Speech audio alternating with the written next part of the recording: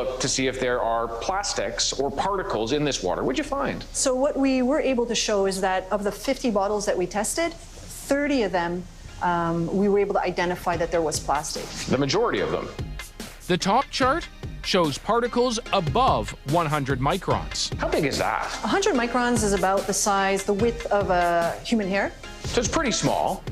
But big enough to identify many of the particles. We know that there are different types of plastics. So for example, we found rayon, which is a material used in clothing.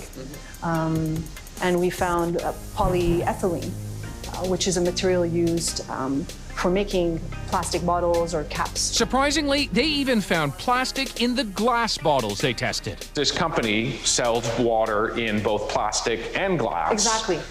And it's still got plastic in the glass one. Exactly. Although in lower levels. Yeah, it could be coming from the source, it could be coming in the bottling process itself, maybe from the air.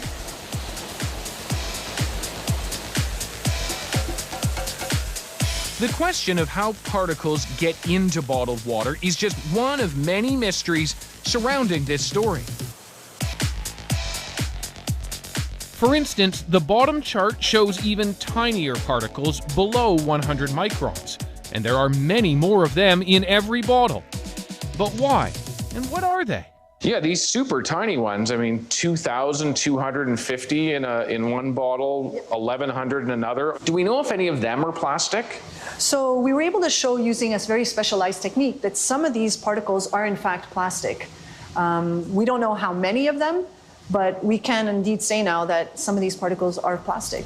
All of the 5 brands that we tested sent written statements stressing how seriously they take food safety, quality control, and filtration.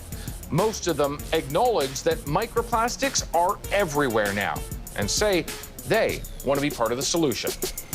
Bottom line, they say, their water is safe. If microplastics are everywhere, including bottled water, it begs the question, what could that be doing to us? For answers, we're at the University of Toronto, inside a lab run by Chelsea Rockman. We humans are living in this big experiment right now. She's an ecologist who researches plastic pollution. More often than not, microplastics. Where are we seeing them? So we started out in the middle of the ocean. Now we see them in lakes, in rivers, in bays. We see them in our seafood. We see them in animals at every level of the food chain. Should we as humans be concerned? So for human health, we really don't know. The theory is that this is dependent on size.